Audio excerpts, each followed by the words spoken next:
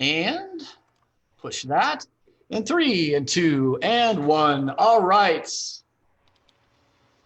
I have now started the recording, so we are live. And welcome to Day Drinking with Wes Hagen. It is the 31st day, the last day of July in the beautiful and terrible year of 2020.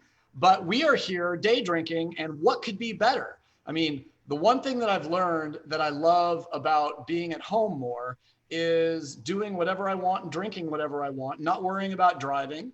Obviously, we are careful the way we drink. We respect alcohol, but how lucky we are to be in the golden age of alcohol, where we can understand things we've talked about on the show: wine, beer, mezcal, all of these wonderful things. And today, I'm welcoming Justin Schoendorf from Monk's Meadery in Atlanta, Georgia, Georgia's first meadery, which we'll talk about. And we're going to be talking about one of the most ancient, interesting, and delicious fermented beverages on the planet. So welcome, Justin. So stoked to have you here, bro. Hey man, this is a huge honor. Seeing some of your lineup and the folks that you've had on this program before, I feel like I'm not worthy. But at the same time, like I'm excited to educate and talk a little bit about mead. It's a small little niche category, and I fell in love with it a long, long time ago. And I think it's cool because you can go in a million different directions with it. There's no doubt about it. And we'll talk a little bit about the history of mead and how many millions of years this beverage may actually go back. This beverage has probably been enjoyed by pre-human primates.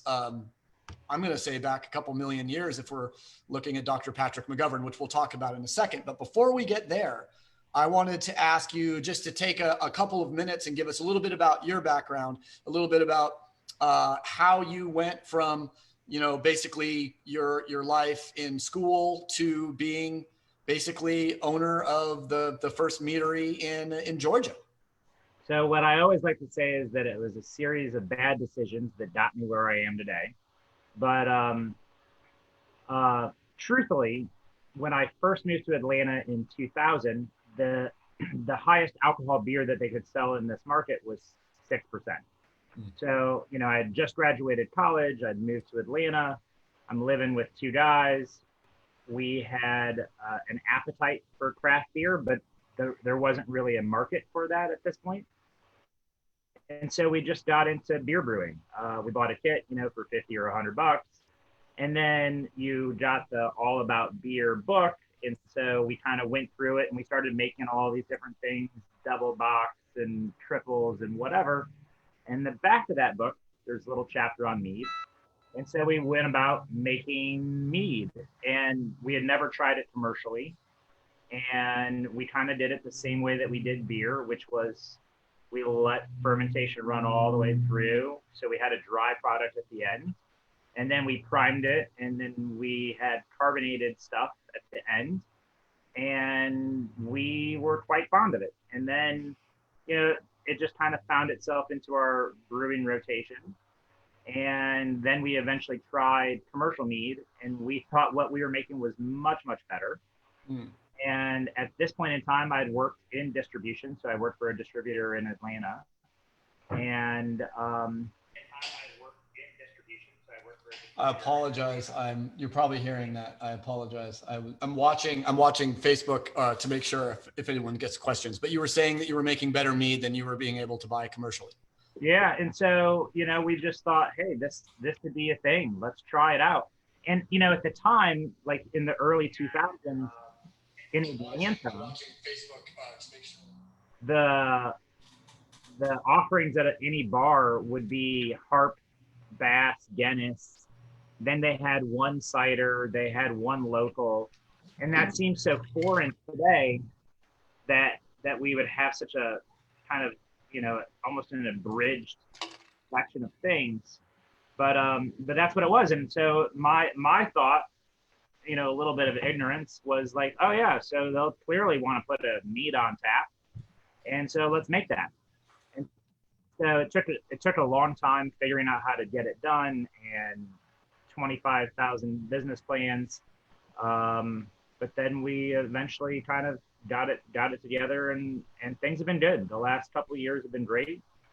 Craft beer movement has really kind of, I think, opened people's minds to it, and I, we get some wine drinkers and we get beer drinkers. It's a little bit of crossover everywhere. So is mead wine or beer? Well, in the eyes of the government, it's for sure wine. So we pay wine taxes and we're subject to all those wine laws. The way that I approach it actually comes from more of a beer standpoint. And so each producer kind of goes different directions, right? So, you can make mead a million different ways. And so I follow some wine standard operating procedures, and then I follow a lot of beer standard operating procedures. So we're kind of in no man's land where it's its own entity. So if you were going to choose a reasonable definition for the folks that are watching that might not know a lot about mead, and we'll get into the first mead that we're tasting pretty soon. How would you explain mead? And then B, if I wanted to make 5 gallons of mead at home as simply as I possibly could, that is going to make a mead worth drinking, maybe you'd just give me just a little home recipe. Just if you were saying, I called you up, hey, Justin, I want to make 5 gallons of mead, maybe or a gallon, or what do you think? Bucket, I got some honey. I just want to get it. I want to get a buzz. Yep. So I think the easiest way to think about mead is it's about where your fermentable sugar comes from, right? So if you start with grapes, you make wine. Apples, you make cider. If you start with grain, you're going to make beer. And in our case, you've got to have the base of your fermentable sugars have to come from honey so that you're making mead. So in everything that we do, the base sugar always is honey. If I'm back sweetening or sweetening in any way, like I do a Belgian style. So instead of using Belgian candied sugar, I'm going to use honey because I'm a Meadery. So it's all about where your sugar comes from. And then I guess your next question was how to make 5 gallons. Yeah. And so there's a lot of little recipes, and they'll tell you, it's like 1 gallon of honey to 4 gallons of water, and then you'll have your 5 gallon solution. I would err on the side of less honey. And I say that only because if you start with too much, then the yeast can't consume all that sugar, and you're going to end up with something really, really sweet. And my taste profile for everything that I like is always on that drier side. So everything I try and err on dry. So I would go with a little bit less. One of my favorite ingredients that I think is super forgiving and works I now have 2 products that have this, is hibiscus. So, I buy a dried hibiscus flower. It adds a tartness, it adds acidity. It's in the stigmata that we've got out commercially. And then we're about to launch a new product that's passion fruit and hibiscus. Wow.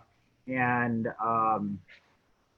so, yeah, hibiscus is an awesome little ingredient. But, the thing is about making mead is it's culinary. So like anything that's in your spice cabinet at home or your tea drawer, if you've got a tea drawer, I've got a tea drawer. And then all those things can help derive flavors in your meads.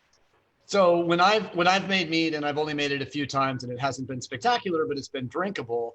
I took some honey and basically added enough water that I could boil it gently to sterilize it. And then I believe what I did is I think I just added some like Good Earth tea because it had a lot of really cool ingredients in it. And I really like the flavor of Good Earth tea. Just put a couple bags of tea in there, kind of steeped it a little bit, and then checked my gravity.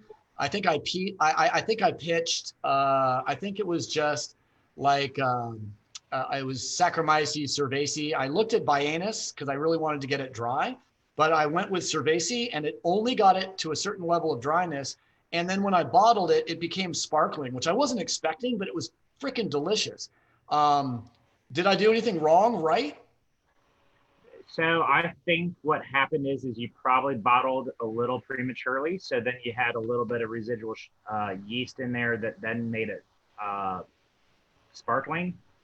And every mead that I make is sparkling, and that's by design. So the CO2 adds an acidity, and the acidity I got plenty of sweet, right? Like it's honey. So I'm always trying to figure out how do I balance that out. And so as we talk through kind of the lineup, I'll explain to you what I'm doing. Right, like if you're a chef, you balance your salt with your sugar. You're trying to get these things to just marry on the palate, and it's the same thing when it comes to a beverage. So I'm looking at blending sugar with acid, not a lot of salt in the mead, but just to get that roundness on the palate. Yeah, the every beverage that human beings love has some type of like fruit or sweetness and acid to balance it. Like if you've ever like run across the street when you were a kid with a Coke in your hand, you get to the other side of the street, you take, I bring up Coca-Cola for Pemberton because you're in Atlanta, but you take a little sip of a Coke after you've been, and all of a sudden like, oh, why would I drink that? The carbonic acid is gone. Or the phosphoric acid or whatever they use. Once you lose the acidity in a beverage and all there is sweet, it's really not palatable for a human being. Yep, totally agree. And so CO2 for sure offers some acidity. I do use acids. So we can augment after fermentation with acid in order to kind of get to where we want to be.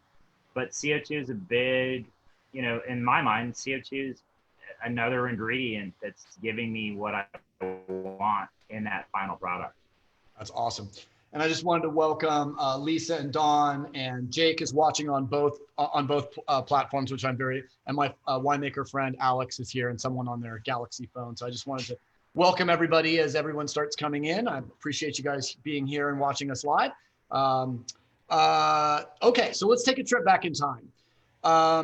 If you go back maybe 3 million years ago, 4 million years ago, maybe down in the Olduvai Gorge in modern sort of South Africa, in sub-Saharan Africa, clearly there were pre-humans wandering around looking for things to eat and to drink. Obviously, the human nose is a reflection of a mammalian sort of adaptation for smelling danger, sex, and food. One thing that we know from our frutivore ancestors that the nose is extraordinarily adept at picking up the smell of fermentation, because that'll lead us to calories, deliciousness, and intoxication. I like to call those the trifecta of love. But so let's say like Australopithecine afarensis is walking around 3 million years ago and sees a tree that's fallen down. That tree was full of honey. And last night when it rained, maybe it filled up with water, and as it warmed up again, they're noticing something's happening with this honey and water mixture in the tree. And maybe as they continue to go back over and over to check on this source of nutriment, they'll notice that there's a very odd aroma coming out. Do you think that mead was the first alcoholic beverage consumed by either pre-humans or humans? Yeah, I think it's not far-fetched to think that the scenario that you just created that was Dr. Patrick McGovern. I have to give credit to University of Pennsylvania. So, but I think, the way it's been described to me is that mead predates agriculture. So before people were farming, right? So if you're farming potatoes, right? And now you've got extra potatoes at the end of the season that you're going to be able to survive on. Then you might ferment the potatoes to then make vodka. So in essence, you're finding a way to store your potatoes and you're turning it into something recreational. Same thing with grapes, right? Like you would eat them, right? Because you need to eat first and foremost. But once you've got a little bit of extra, then you could potentially turn it into something fun, right? And I think mead was created from honey, which was the original sweetener. So, right, like cavemen knew that they could smash open a hive and they could get to this sweet substance that they liked. And then it's not far-fetched to think that something rained or water spilled in it and it turned into an alcoholic beverage. And the stories and the history and the lore that's like tied to mead, that's used in religious ceremonies and all sorts of crazy, like the story of the honeymoon is derived from mead, right? Like I can't think of a much older story. So, it's just kind of it's a fun little beverage. And again, I love this. I've been in the alcohol business for almost 20 years, and I love the stories that come with different brands. Yep. And then I just love that I've got not just a story, but I've got the history and lore that come with the product that we're making. It's so nice. Yeah, it's so incredible to have that like built-in cachet of, for instance, wine being probably arguably the most important historic fermented beverage on the planet if you look at what it's done. But mead being so ancient. These are, can you see my screen? Yeah, of course. So these are pottery jars that were described and tested by Dr. Patrick McGovern at the University of Pennsylvania as containing the oldest archaeologically confirmed alcoholic beverage on the planet Earth. These were unearthed in a little place called Jiahu, China. And in Jiahu, actually, there's, if you ever want to taste a recreation of this beverage from almost 10,000 years ago, 9,600 years ago, these vessels contained a beverage that was a mix of honey, hawthorn fruit, grapes, and lots of other fermentable sugar sources that really ended up being what Dr. Patrick likes to call an extreme beverage. But we're talking about, the oldest archaeologically confirmed alcoholic beverage in the world. Arguably was a mead. You could also argue that with the grape juice, it would be something else, not exactly known as mead. But yeah, no. So I just wanted to quickly show you that so you could kind of see that. It's awesome. It's awesome. Yeah, and just the fact that it's recognized and actually Dogfish Head in I think it's Delaware where they're based. They make Chateau Jiahu, which is a recreation of that actual beverage, made with the ingredients that were sort of reverse engineered from Dr. Patrick McGovern's work in his lab at Penn. So really interesting stuff. And if you haven't had the Chateau Jiahu, obviously I think it's far craftier, cleaner, and more delicious than whatever the Chinese were drinking 10,000 years ago. But the fact that they were brewing and firing pottery 10,000 years ago gives us pause to say, wow, that was a long time ago. Oh, dude, that's totally amazing. And I think, probably the biggest difference. So I had a historian from Kennesaw State here contact me because she found some recipe from, I don't remember, 650 or something.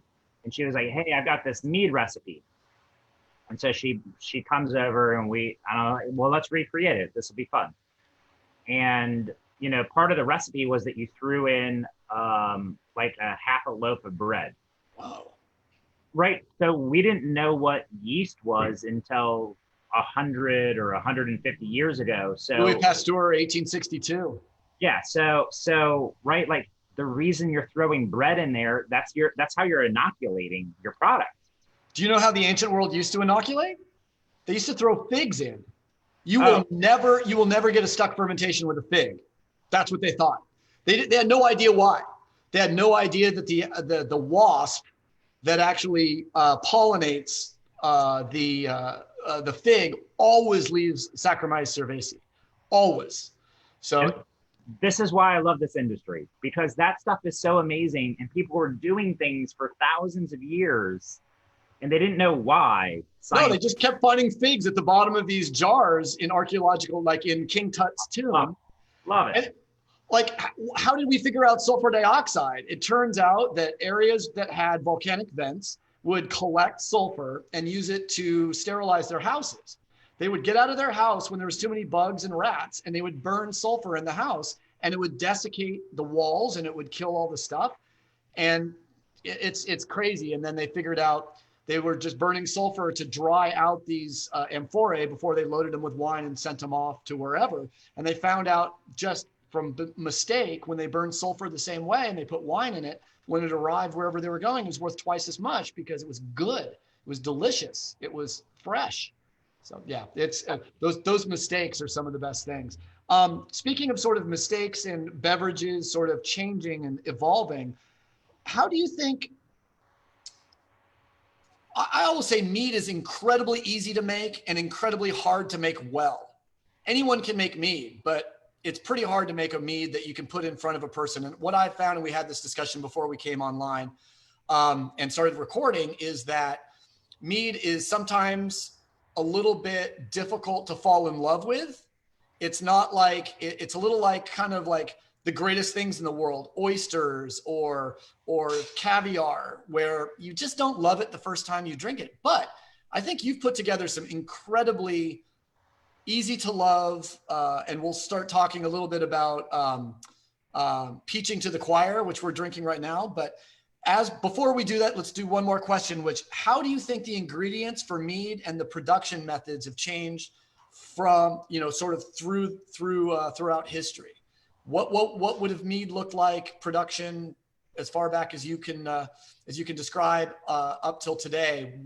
How has mead changed from sort of prehistory to the modern world? I can only imagine what people were fermenting in, right? Was it a barrel? Was it ceramic? If it's ceramic, then it's probably, there's no airlocks. It's not very controlled.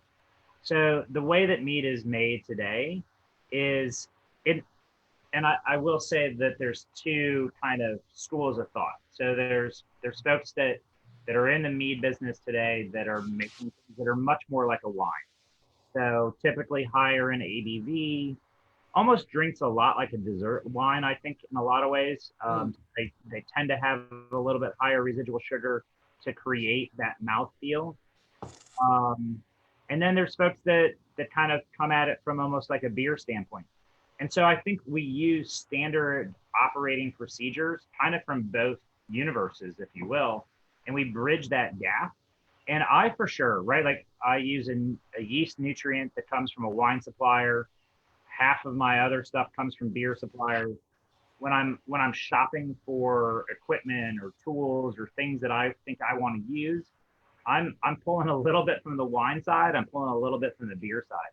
And so, we're a little bit in no man's land, and we're a little bit there because the category is yet to be defined. And we're struggling with, we're a pretty small community. If you were to get a session beer in my mind is 5.5% alcohol, maybe less, right? Like it's the low ABV that you can have 2, 3, 4 of, and maybe not drive, but you're not falling over, right? And so mead, when we first got into this, the definition for a sessionable mead was below 10%. I was like, so a 9.5 mead is session? No, that'll kill you.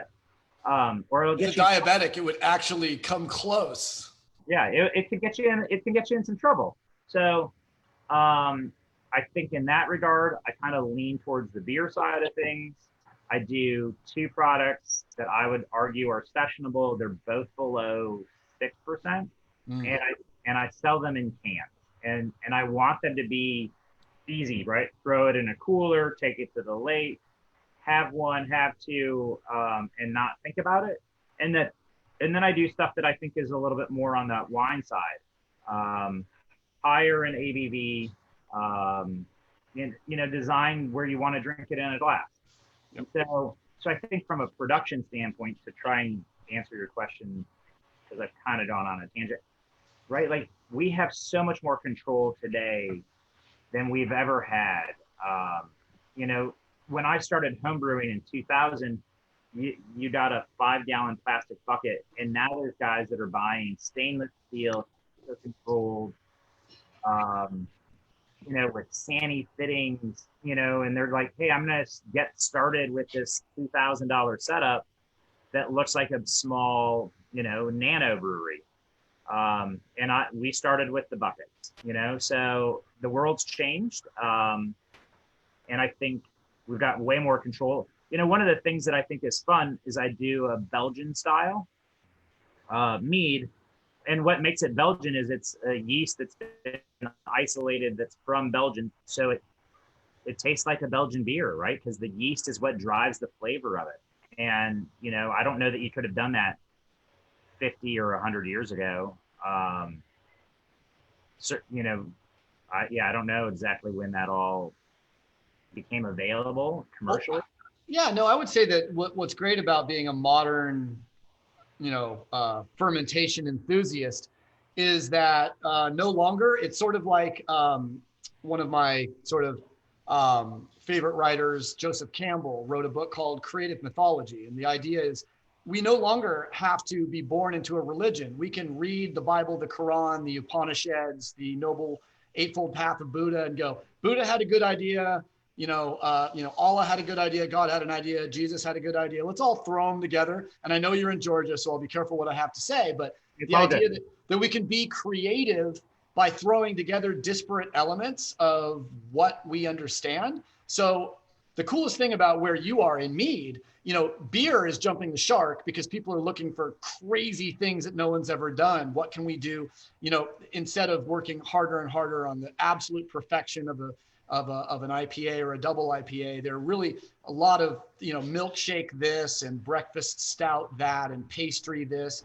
And, it's getting a little profane for me as a beer drinker when I want to drink beer. But to the same extent, they've gone through the process of determining and working out the definitions of all the different styles. And I've looked on Wikipedia. I know that there's 20 different styles of mead, all very, pretty well defined.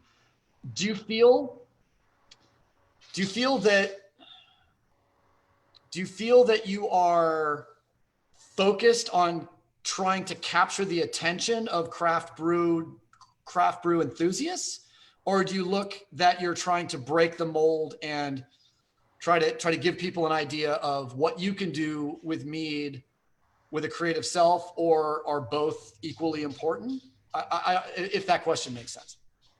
Yeah, I think I'm an alternative to craft beer, without a doubt. And I think that what I'm trying to show in my description of what I would say that I'm doing is a wide variety of dry style.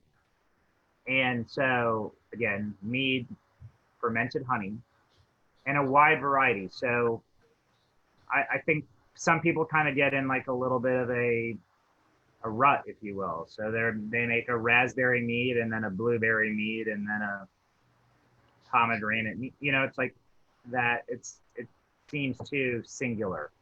And I want to kind of flex that muscle. Like, hey, we can use herbs, we can use roots, we can use whatever to derive flavor to kind of push this in different directions.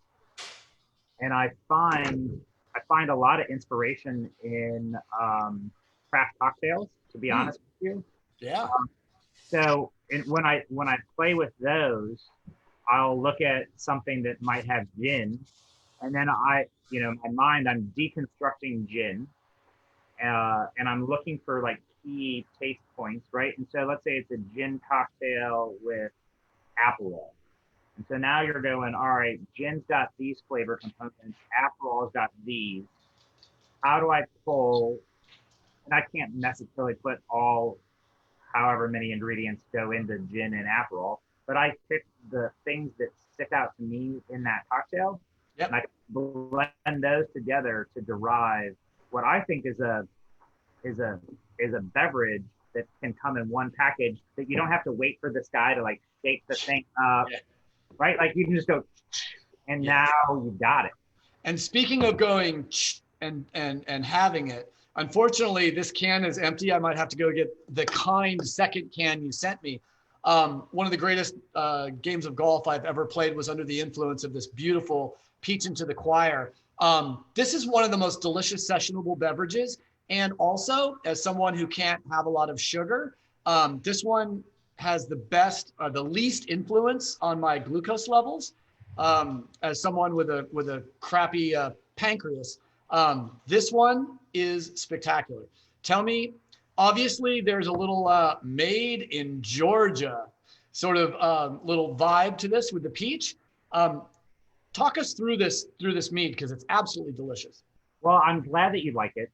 This was actually the very first flavor that I came up with that I liked.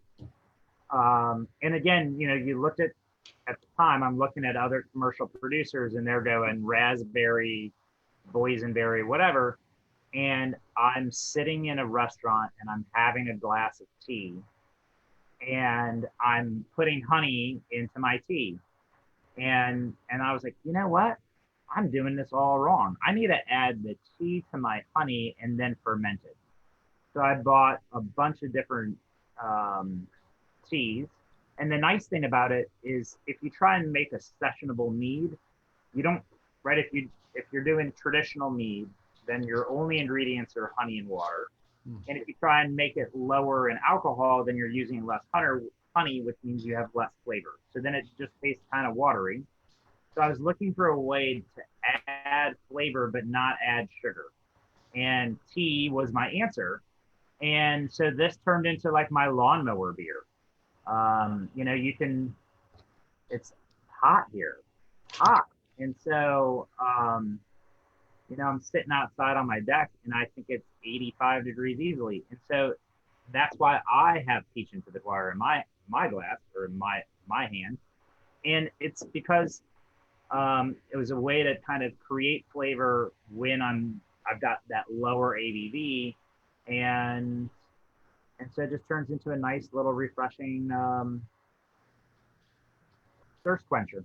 Yeah, no, and I think like Snapple peach iced tea was kind of like something when I was a kid. It was like one of my favorite drinks, and I think it kind of brings me back a little to that flavor profile. But brilliant idea to use tea, which of course has tannin. In fact, I use people like, I don't understand this whole tannin thing. I say, okay, if you've ever, because we're Americans, we suck at making tea. If you were British, you wouldn't have this problem.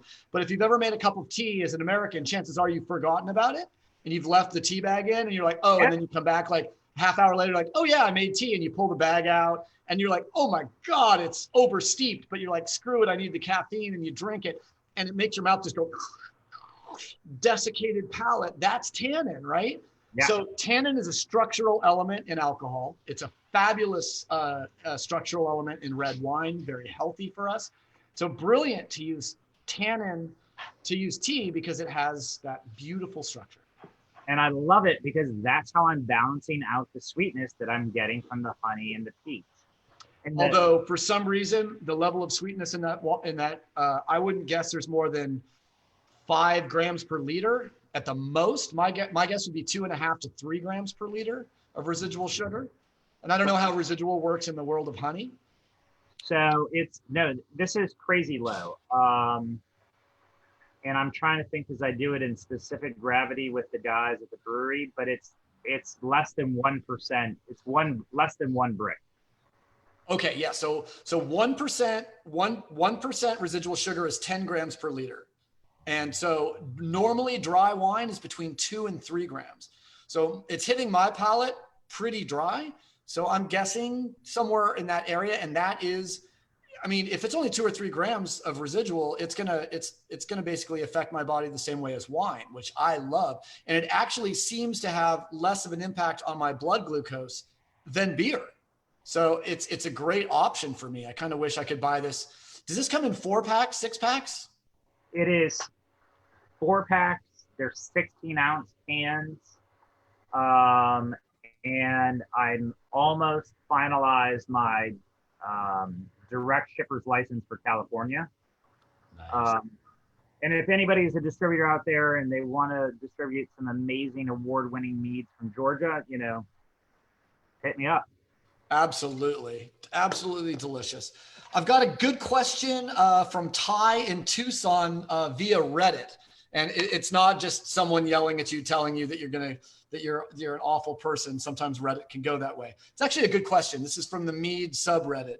Mead is clearly growing rapidly in popularity and availability. Just in case you haven't noticed from your sales, I guess it is. However, he finds that many mead makers, even award winners, tend to cut corners and avoid best practices that are frowned upon in the crafting of other fermented beverages. Do you see the culture instilling more strict guidelines? rules and regulations to bring mead more in line with more cultivated standards and expectations of brewing, distilling, and winemaking.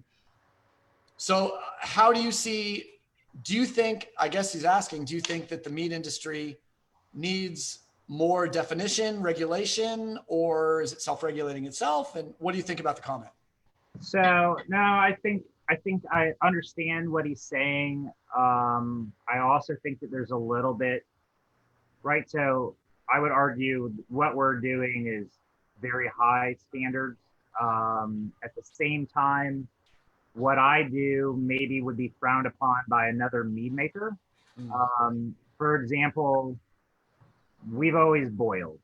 And that's kind of a no-no in the mead world. I actually think that the boiling does a couple of things. I think it helps blow out some of these aromatics that I think are not super flattering.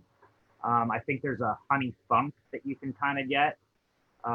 And some people describe it, if you're judging mead, as raw honey flavors. And I think and we don't boil for long, but we just take it up to a boil. And we did that because, right, like when I made my first batch, I basically had my entire life savings tied up into honey to make it. And so I was scared to death that we were going to like have some weird infection or something. So I was like, let's bring this thing to a boil.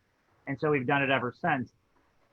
And that, there's some guys that don't believe in getting it above 120 degrees because that's the hottest honey would ever get in a hive. Okay. And so they're trying to retain. So I mean, look, I dig that. I think that's awesome. But at the same time, like I'm trying to make something that's super palatable and easy to enjoy. So like, I get there's two sides to this. And I think for our friend from Reddit, he's looking at some people, right? Like if the mead maker might be judging me for boiling and I don't know. I think that it's two sides to that coin. I think everyone's trying to do the best thing that they can or create the best product that they can, without a doubt. We're small, right? Like there's not a lot of meaderies in this country. And so we're lobbying with the government in order to change some of the rules on how we're regulated. And we're not great at that yet. And I think the definitions will come, right? And I mentioned the sessionable. What is a sessionable? Is there a definition that says this is what dictates that? And I don't think that exists today. I think people kind of have their own standards, and that's unfortunate. And I think we'll get better. It's just going to be a matter of time. There's a little bit of growing pains being this very, very small segment of the alcohol business. Looking forward to really just seeing the creativity that comes out of it. Obviously, you can define the styles and everything, but obviously, I think right now, as mead develops as a popular beverage in the United States, letting the meaderies be as creative as they want, as long as they're creating a safe product, or maybe even making unsafe products, throwing out the back door some stuff with some gruit that after 2 or 3, I'll start wanting to listen to some more Grateful Dead. Let's get right into Butterbuzz. My question on this was, next up, perhaps another homage. And obviously, I would say that take us through this one without breaking any specific trademark laws or mention of a good tipple to enjoy with a Quidditch match.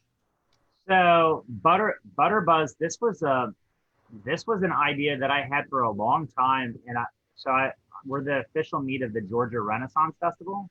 Nice. And so I'm sitting down with my guy and I'm telling him about what I want to do for the upcoming year. And I was like, hey, I got this idea for this butterscotch thing and I'm going to call it Butterbuzz. And he was like, oh yes, please make that. So I had to come up with a way to make butterscotch without buying synthetic or artificial flavored butterscotch flavor. And so to make butterscotch at home, right, you would use sugar. I'm not going to use that. You would use butter. Oh, I can't use butter in my product.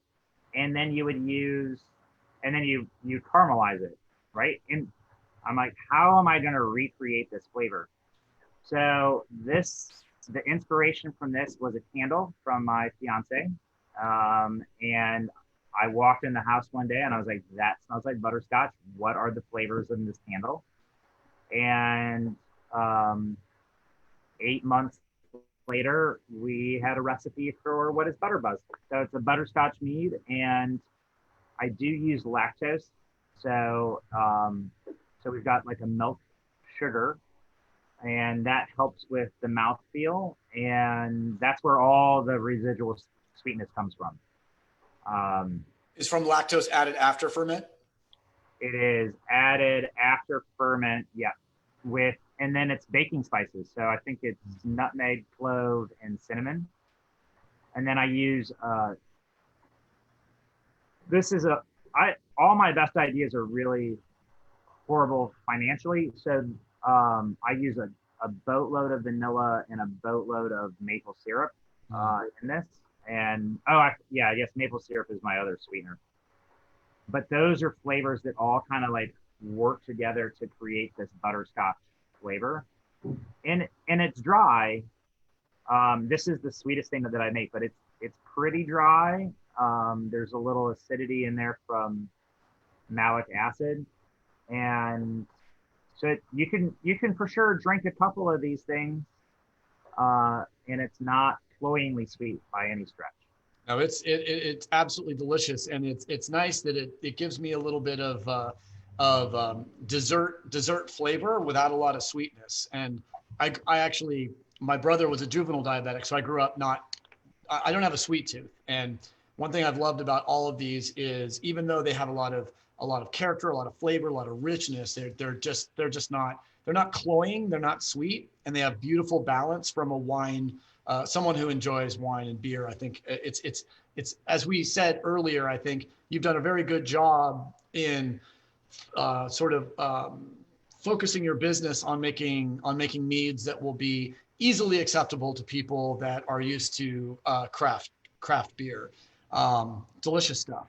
Hey, I really appreciate you saying that, and I think it maybe isn't the smartest for anyone that wants to start a meadery. It might not be the smartest plan, but because people expect it to be sweet, and in my mind, right, like I've been in the liquor business for a really long time, and I don't have a sweet tooth at all. And so how do I make these things, the ultimate test is, what if I make 300 cases of this, am I prepared to drink 300 cases of it? And if that test doesn't pass, then we're not making it. And I think it's a lot harder, right? Like with sugar, you can hide a lot of flaws. Yeah.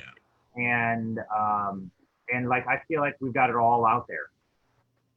Yeah, and there's no doubt. And I would say that passion, like I always say that, making wine that appeals to me is the best way to bring it to the market, because that way I know that I can speak to it with passion and interest, because this is a wine I want to drink and that I love. And again, if you make the wine you love and it doesn't sell, at least you have something delicious to drink. Exactly. No, I'm in that same boat. And I've worked for a lot of different companies over the years, and I can't say I've loved everything that I've sold. Yeah. But with Monk's Meadery, I can tell you without a doubt, I am not just the owner and the mead maker. I'm a huge fan of everything that we're releasing. Well, time's going quick, as it always does on this show. So I want to make sure we have time to talk about, I think Monk's Mead's up next. Is this the most traditional style that you make? Yeah. So Monk's Mead for sure is traditional. And what makes a mead traditional is that it's only 2 ingredients. So it's honey and water. And this is 12% alcohol. This is effectively, or basically, our original recipe from early 2000. It's been modified and tweaked over the years, but it's dry. This is from a residual sugar standpoint, this is less than 1 brick. I'm saying that right. It's less than specific gravity 1, so it's super low. We got a gold medal for this last year, and I think the key to this, right, is keeping it simple, right? Like delicate fermentation, gentle carbonation, just kind of keep it simple and it's actually it's still our best seller. What kind of where's the honey from, and what is it? What kind of flowers might we find in it? Well, it's going to be because it's something that I'm producing year round. So in order to get it consistent, the best way to find consistent honey is to have, you're sourcing from a huge pile. So it's nothing fancy, man. It's wildflower honey, and it's actually sourced. In the summertime, it's coming from North America, and in the wintertime, it's coming from South America. I know that people like to say that wildflower honey can help with their certain allergies and stuff. Have you ever found that drinking honey gives you any magical powers or saves you from a hay fever or anything? Well, I don't have allergies, so See? I think Clear. It could be from a life of just drinking a lot of it. That could be specious, but honey basically has caused, in my personal life, I've never been attacked by a giraffe. As long as I drink enough mead, it's amazing that way. Direct correlation. I don't know if you actually sent me this last time, because I don't remember. I think you sent me a bunch of the Belgian styles, which I enjoyed, but I did notice the Belgian styles seem to have a little more extract, which seemed to, all of them were delicious. This one I think is actually so amazingly spot on. Just honey and water. So I don't know if I said, but we got a gold medal for that at the Mazer Cup. Mazer Cup is basically the World Series for mead producers, and I felt like this is a huge feather in the cap because everyone makes a traditional style. Not everyone makes traditional dry, but I think making the dry, and they taste. What I found out afterwards is that they taste them warm. So now you're gonna taste it warm, and it's got the acidity from the CO2. Like, that's not going to be good, and we somehow landed on top. So I'm feeling pretty good about what we're doing. There's a completeness on the mid palate in the sense that it's very round. It has a beginning, a middle, and an end, and it has a very defined palate, which I really like. And I would have guessed this was 8-9%. It's up almost 12% alcohol.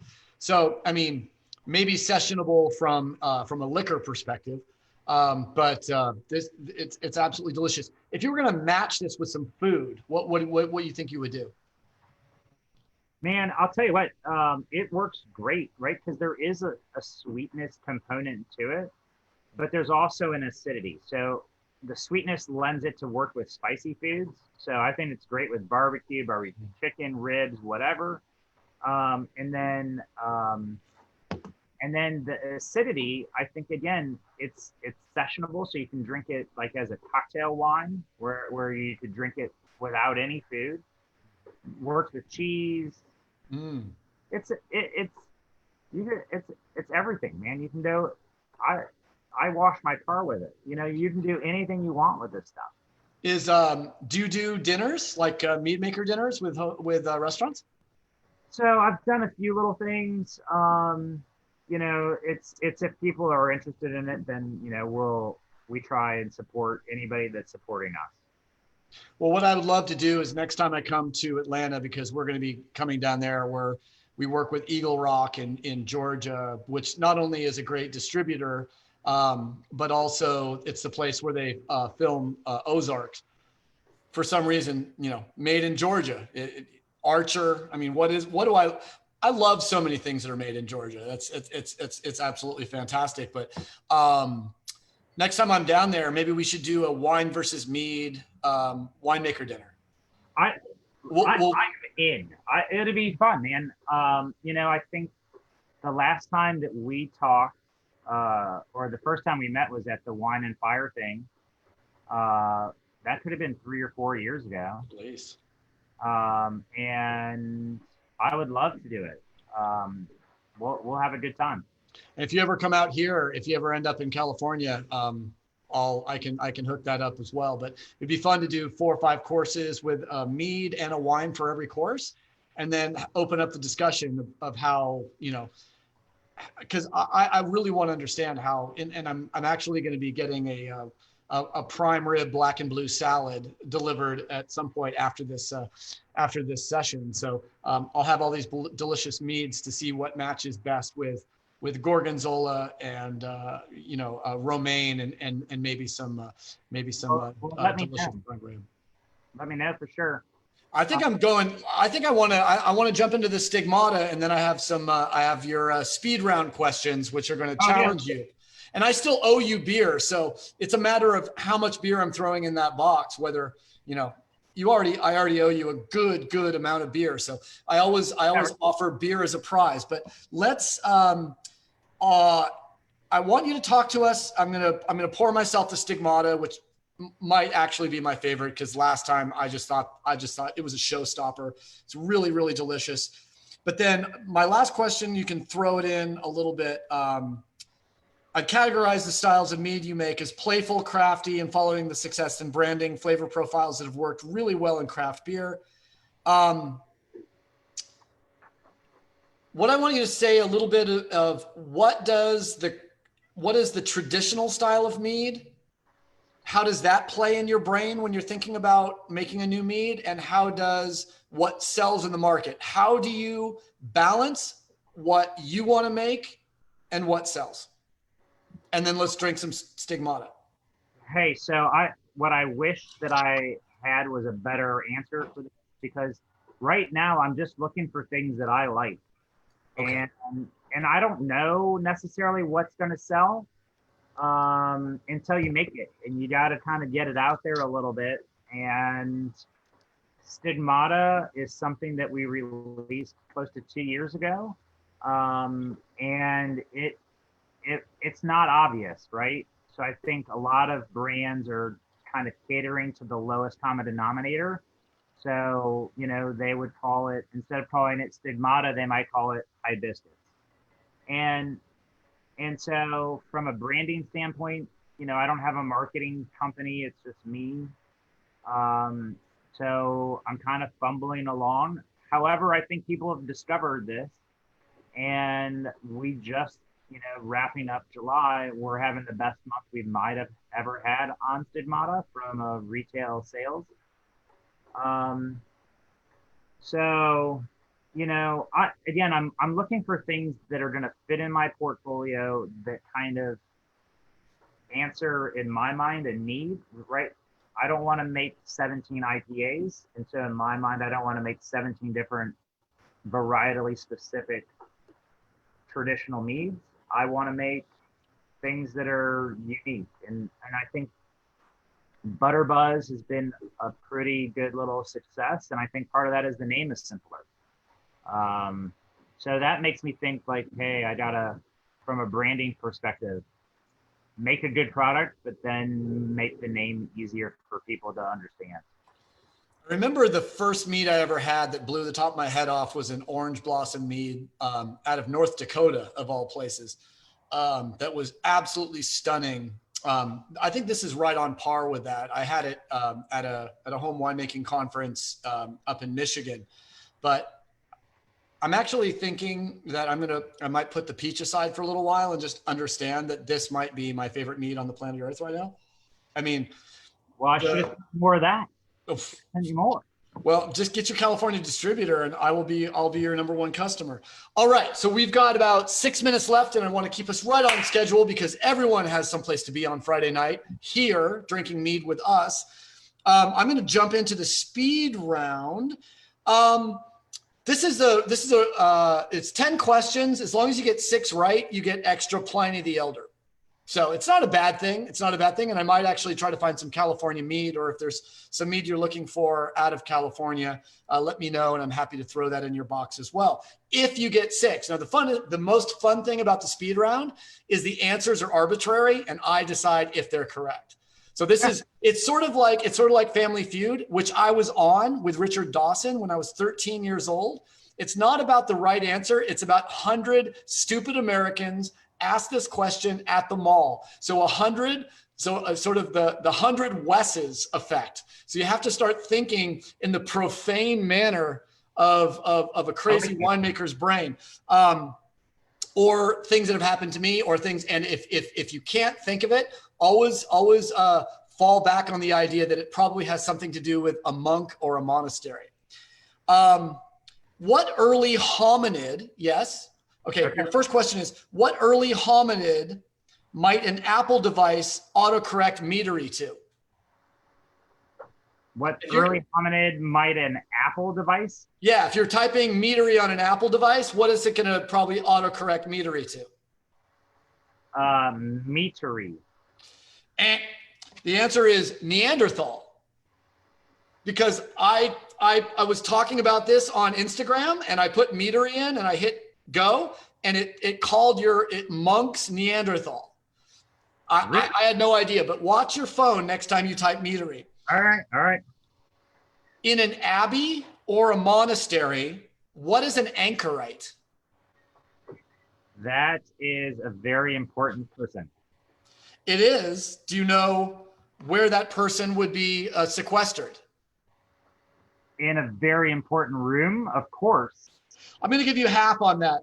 An anchorite is either a priest or a nun that is either stuck in a room that's bricked in and they can never leave. They're given food and basically something to relieve themselves through a window, and they're basically bricked into and they live their entire life and they anchor the spirituality of that place. It's one of my favorite words. I thought I'd throw it in because of the whole idea of monks, but we've got you still got lots of questions to go. Which of the following saints is famous for his or her stigmata? Saint Mary, Saint Rita, Saint Francis, or Saint Jude?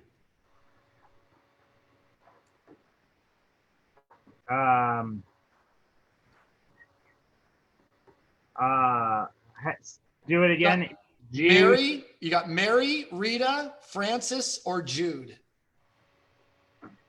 I think it might be Francis. You're correct. Boom. And that was a hard question. Saint Francis is famous for his stigmata. Name the order of monks whose name means brown pointed hood, but also gave us the name of a coffee drink. I'm going to have to go with I know a lot more about coffee drinks than I know about monks.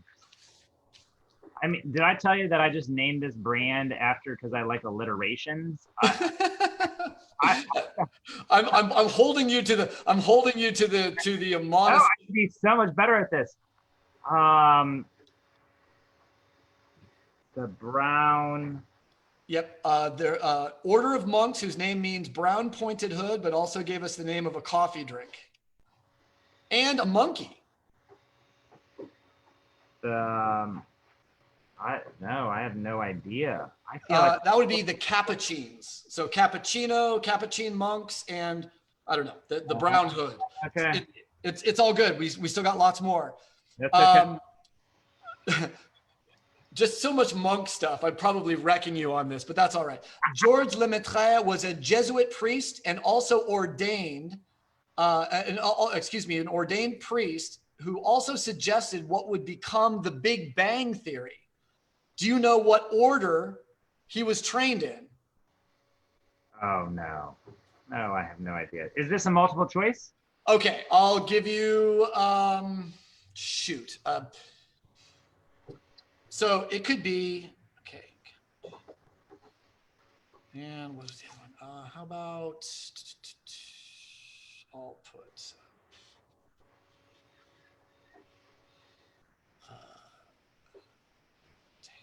okay, so your answers are, you could either use the Capuchins, the Rataeans, or the Jesuits.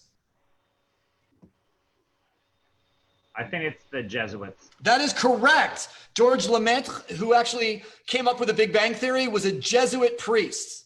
How awesome is that? Okay. What is the common name of the seawater fish of the genus Lophius, known for its lobster-like flesh and foie gras-like liver? Oh, I know this one because I like cooking, and I like cooking monkfish. Yes, monkfish is absolutely correct. We've got You got 3.5, and you've got just a couple left.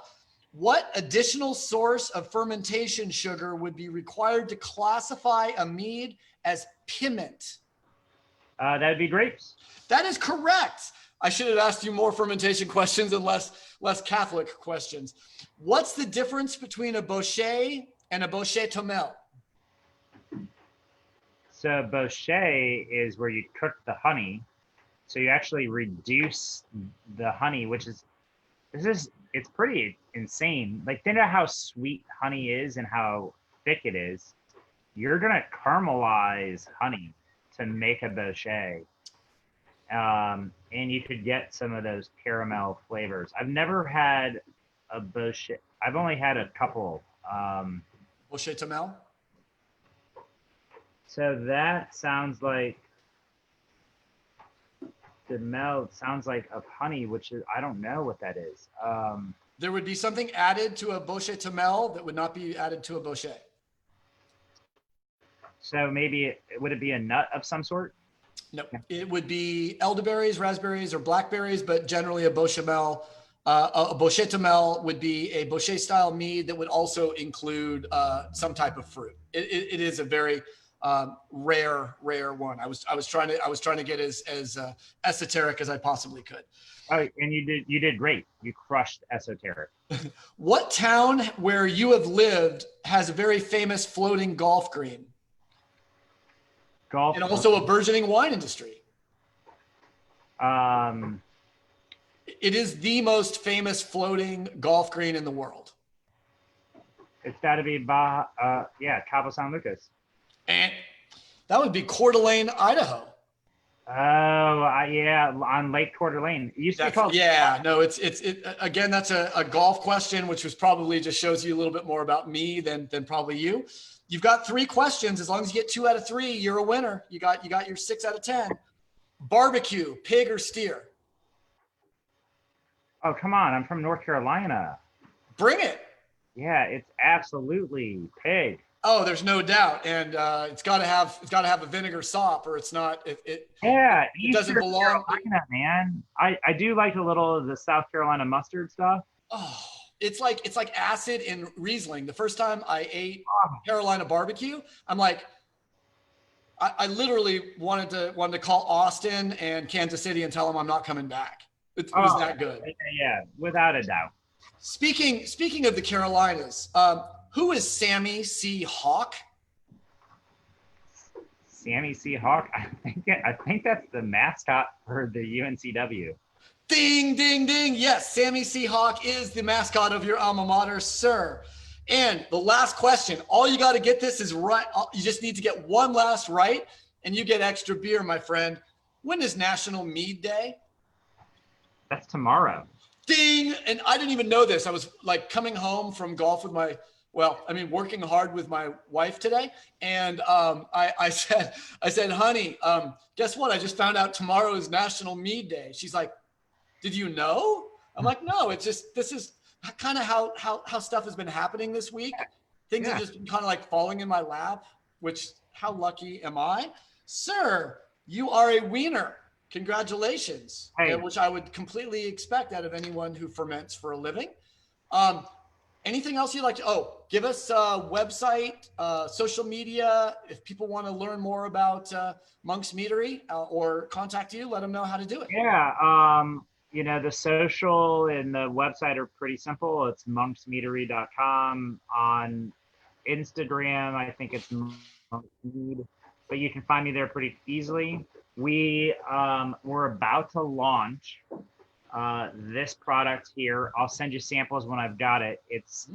So this is a partnership with Dragon Con. So this would be equivalent to your San Diego Comic-Con. We rival that. And it is Dragon's Nectar. This is passion fruit hibiscus. And it's gone viral. It's crazy. If it's half as good as the Stigmata, there's going to be a lot of geeks that are going to be very happy.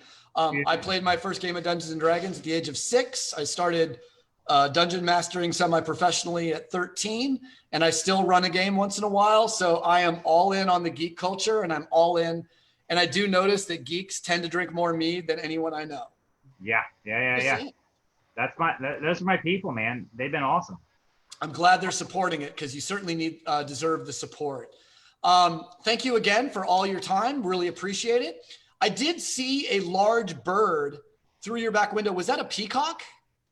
I thought I saw, like, as it was getting dark, like right at the beginning, I swear I thought I saw like a peacock or some big ass bird. I don't know if you can see. Let's see if we can see him. So this is a turkey. Oh, okay.